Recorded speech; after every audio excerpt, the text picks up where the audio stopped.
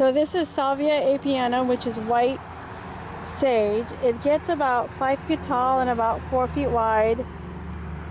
The leaves, unlike the other sages, are a bit wider, and this is also just as beautifully fragrant as some of the other sages.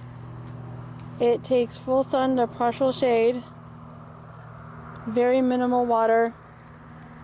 The Native Americans used it for medicinal purposes. I don't know exactly how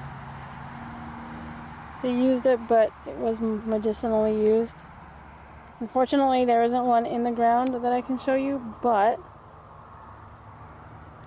this is absolutely gorgeous, and this would be really stunning if you had this in front of a darker plant that was taller, or behind a darker plant that was shorter, and then you put a light to it and it would just look stunning in the moonlight.